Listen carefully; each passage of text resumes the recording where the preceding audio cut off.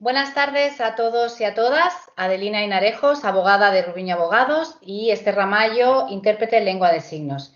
Bien, esta tarde os quiero hablar de la flexibilización en fase 2 de la apertura, la posibilidad de la apertura de los centros de formación y centros educativos. Sector al que le tengo especial cariño porque llevamos desde el despacho colaborando con ellos desde hace, calculo que más de 20 años. En cualquier caso, ánimo a todos y os voy a explicar cuál es la situación en la que os encontraréis o os encontráis cuando lleguéis a fase 2. Bien, la orden que se publicó el 23 de mayo, la orden 440 de 2020, publicada el sábado pasado, el 23 de mayo, añade un capítulo 13º sobre medidas de flexibilización en el ámbito educativo y de la formación a la orden que se publicó 7 días antes, la 414-2020, de 16 de mayo, que hablaba de la fase 2, de las medidas de flexibilización en fase 2.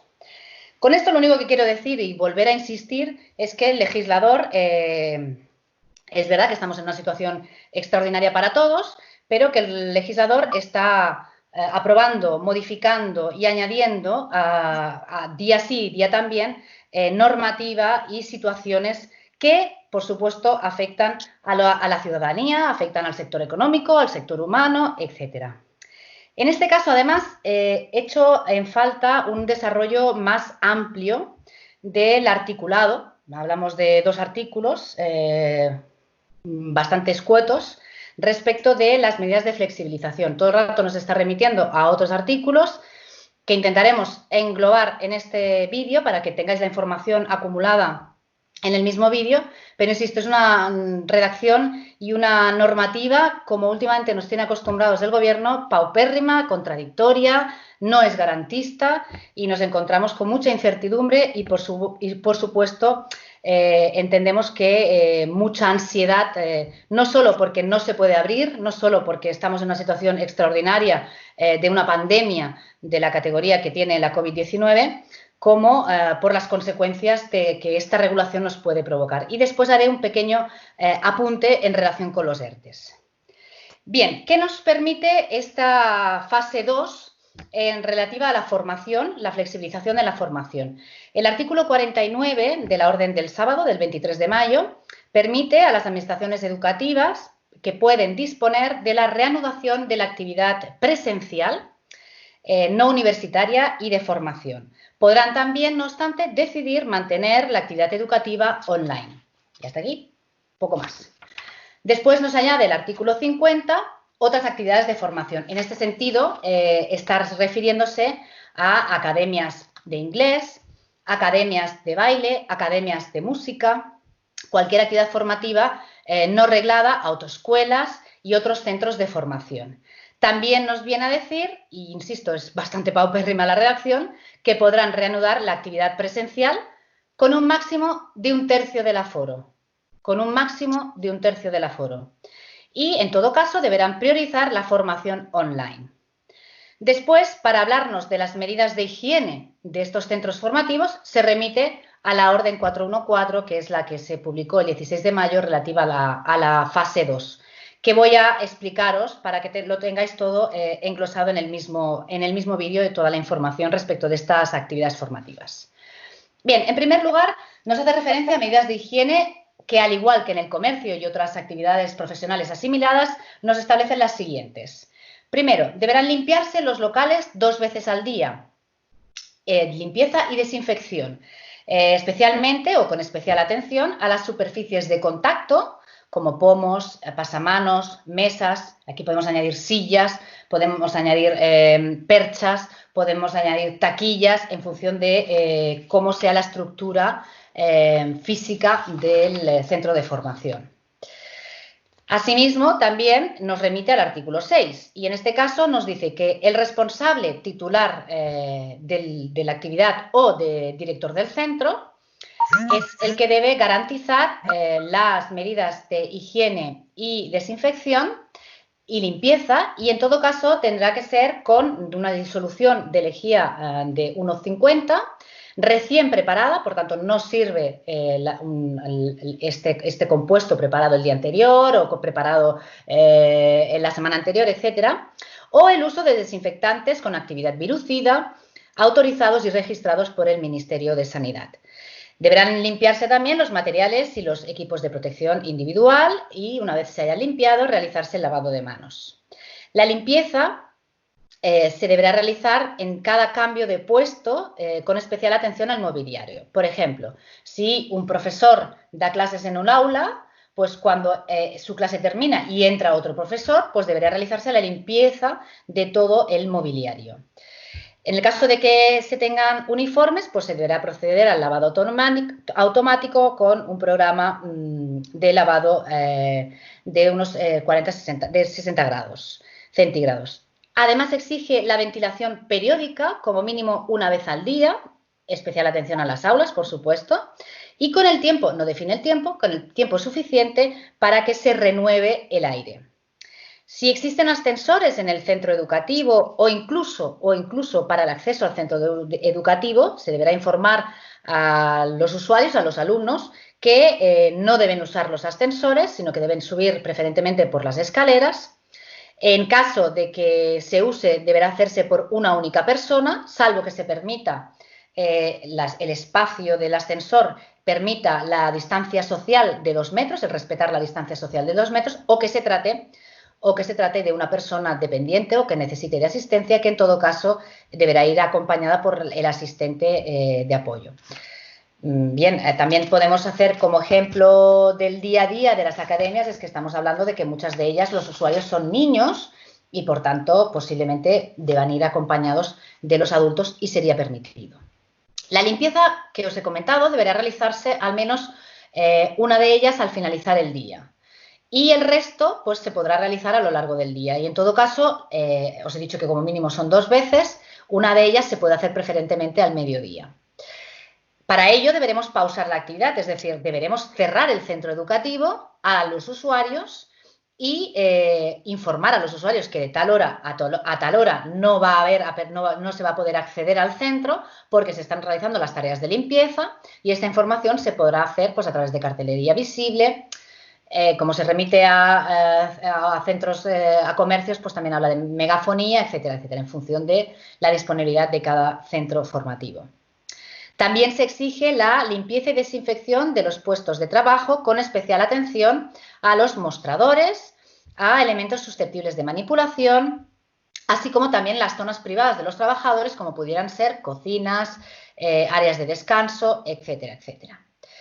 Se exige también una revisión cada hora del funcionamiento de grifos, etcétera, y limpieza de los baños y las medidas de higiene también en maquinarias expendedoras, en caso de que existan en los centros educativos, que serán responsabilidad del titular de esa máquina de autoservicio, que deberá establecer la debida información del método de uso y limpieza e higiene de las mismas.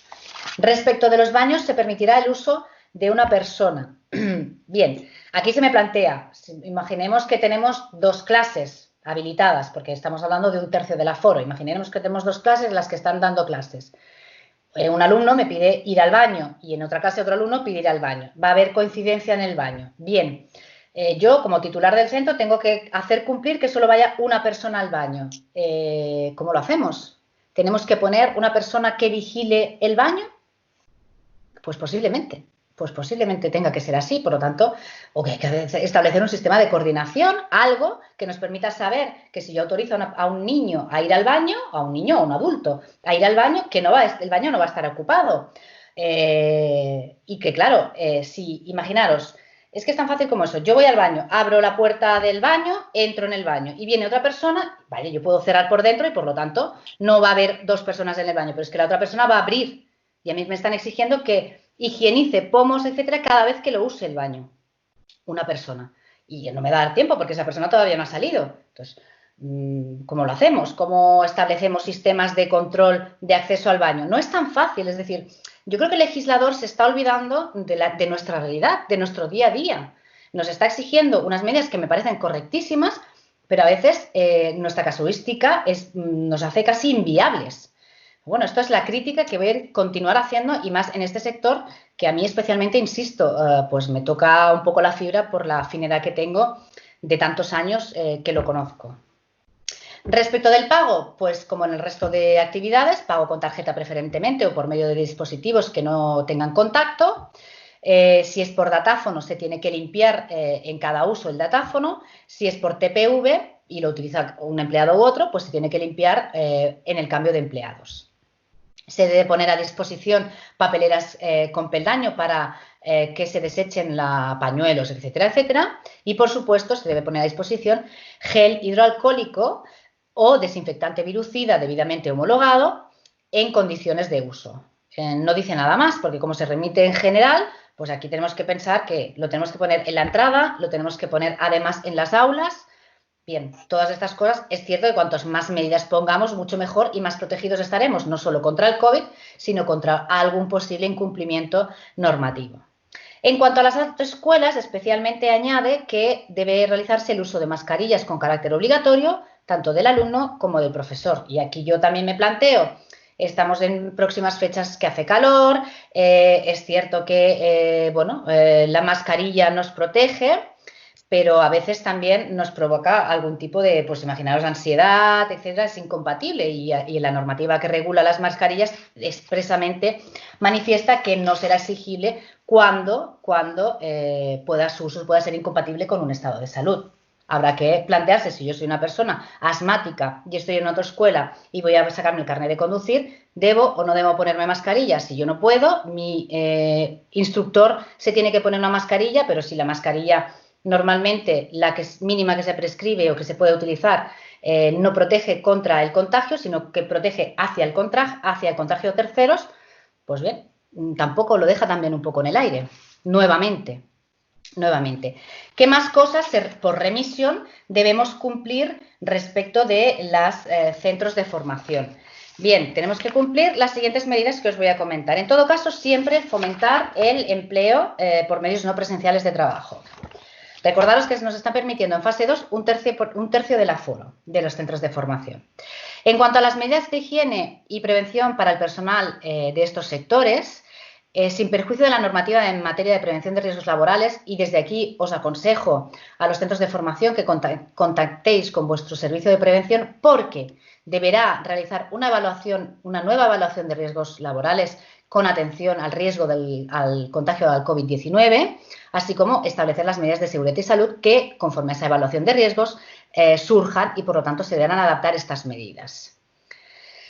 Bien, pues la norma nos dice que, en todo caso, el titular de la actividad económica o, en su caso, el director de los centros de estas actividades deberá adoptar las medidas necesarias para la higiene y prevención del personal que trabaje, en este caso, en los centros de formación. En este sentido, se asegurará a todos los trabajadores que tengan permanentemente a su disposición en el lugar de trabajo agua y jabón o geles hidroalcohólicos o desinfectantes con actividad virucida autorizados y registrados por el Ministerio de Sanidad para la limpieza de manos.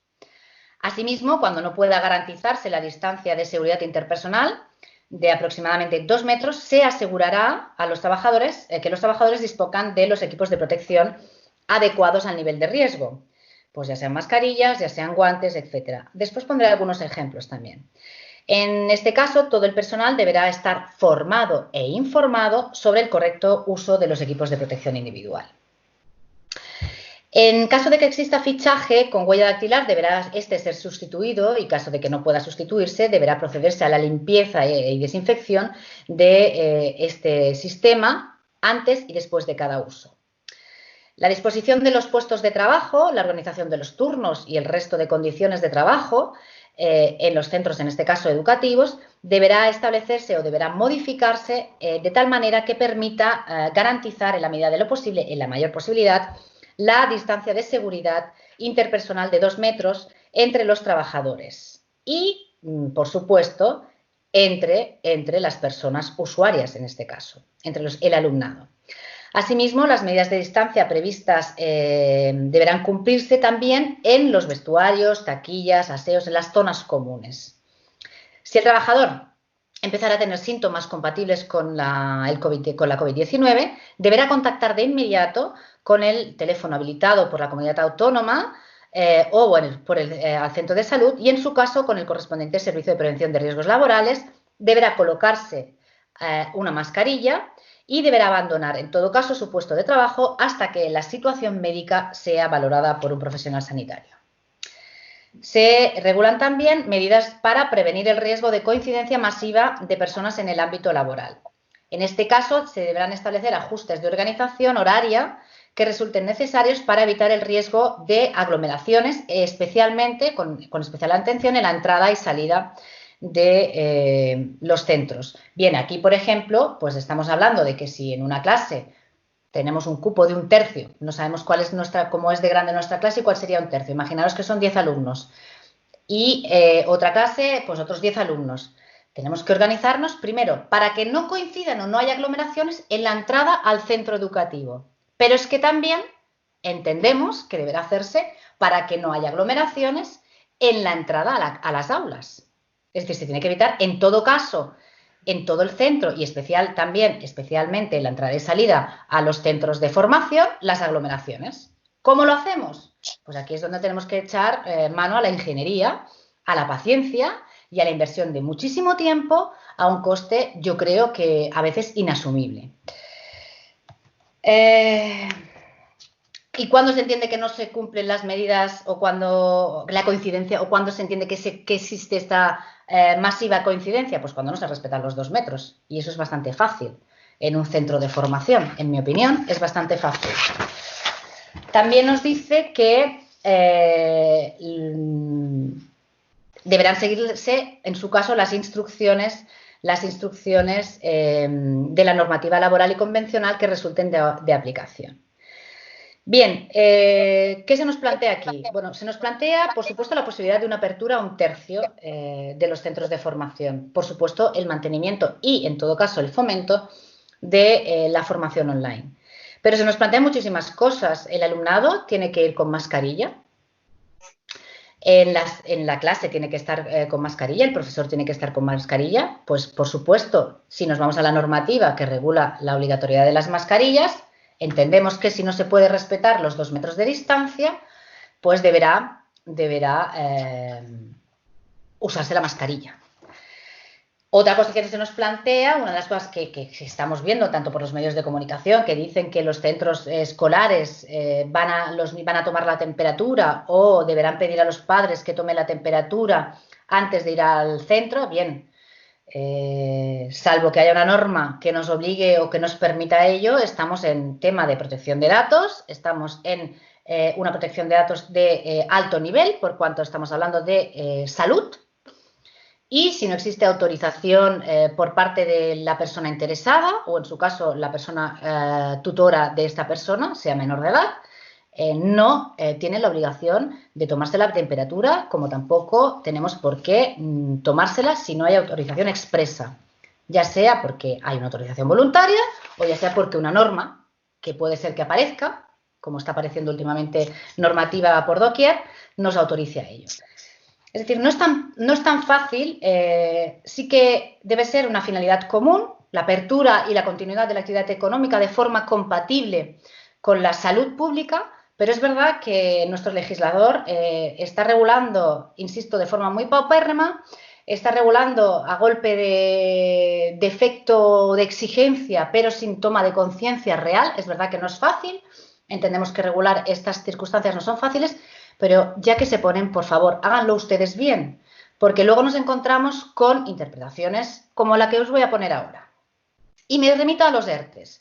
En su momento ya hicimos un vídeo explicativo de los ERTES, la última regulación que tenemos constancia o que existe, en la que se permitía la prórroga del ERTE hasta el 30 de junio, como también nos permitía la posibilidad del ERTE parcial, una nueva figura que se han sacado de la manga. Entendemos que con la mejor de las intenciones, pero con la peor de las consecuencias. Y me voy a explicar. A día de hoy, la interpretación que se está haciendo de este ERTE parcial o del ERTE total por fuerza mayor es, y tal y como dice la norma y tal y como se lee en la exposición de motivos, en el momento en el que la actividad prohibida, estamos hablando de los centros de formación, que se prohibió en el decreto de alarma, del estado de alarma, de 14 de marzo, en virtud del artículo 9, creo recordar, el 9.2 o 9.1, en cualquier caso, artículo 9. Se nos prohíbe de forma absoluta la apertura de los centros de formación. Bien, y ahora en fase 2 se nos permite un tercio, la apertura presencial de un tercio del aforo. Por tanto, crean un ERTE por fuerza mayor con exoneración del 100% de las cotizaciones y ahora con el nuevo ERTE parcial nos dice que ya no exoneran el 100%, sino que como lo que pretenden que es fomentar la incorporación de los trabajadores a su puesto de trabajo de forma activa, pues reducen significativamente las bonificaciones, distinguiéndolas en si es trabajo realizado o parte que continúa en el ERTE. Pero yo les planteo la siguiente cuestión al señor legislador y, por lo tanto, abro el debate en los centros de formación y, por supuesto, entiendo que se podría defender y creo que tenemos que defenderlo si no hay una mejora de la regulación. Porque en la ley que regula, en el Real Decreto Ley que regula el ERTE parcial, nos viene a decir que en el momento en el que se levante esta prohibición de la apertura de una actividad, deberá la empresa, en la medida de lo posible, incorporar al trabajo efectivo a sus trabajadores en el ERTE y, por tanto, pasaría de un ERTE total por fuerza mayor a un ERTE parcial por fuerza mayor. ¿Cuál es la consecuencia? El ERTE total, 100% de bonificación, esos 75 si somos de empresas de más de 50 trabajadores, o bonificaciones mucho menos cuantiosas en el caso del ERTE parcial. Y yo me planteo, señor legislador, si usted me está permitiendo solo abrir un 30%, no me puede decir que mi ERTE va a pasar a ser parcial, porque yo solo puedo dar trabajo supuestamente, caso de que además pueda y tenga alumnado, a un 33%, a un tercio. Vamos a hablar en términos de ley, a un tercio. Por lo tanto, en mi opinión, es cierto que en el momento en que pase a fase 2 o que esté en fase 2 como centro de formación, puedo abrir un tercio. En todo caso, me pueden reducir la bonificación de un tercio de mi plantilla. O sea, o de un tercio de mis trabajadores que supongan, los trabajadores que supongan un tercio del aforo. Y eso creo que es bastante difícil de cuantificar, pero en cualquier caso puede hacerse. Pero el resto, que usted no me permite abrir, que usted no me permite que haya alumnado presencial, no me puede quitar esa bonificación. Y entiendo que el resto ha de mantenerse a una exoneración al 100% de cuotas. No es lo que dice la norma, no es lo que se desprende de la norma, pero creo que es bastante mucho más consecuente con la realidad que tenemos como centros de formación o como cualquier otra actividad en la que no se nos permite una apertura al 100%, como pueden ser pues, los restaurantes en fase 2, etcétera, etcétera. Por lo tanto, la buena noticia es vamos a poder pasar a fase 2 abriendo un tercio de nuestras aulas, pero la mala noticia es tenemos la incertidumbre de que es una regulación escasa, es una regulación incongruente, es una regulación, digamos, poco satisfactoria y poco realista con esta casuística y nos genera, por supuesto, no solo la incertidumbre, sino pues, posibles contrariedades que nos afectan tanto económica como socialmente. Ánimo a todos, especialmente a aquellos centros de formación que nos conocemos. Un abrazo, fuerza y seguiremos peleando y seguiremos informando. Nos vemos en el próximo vídeo. Un saludo.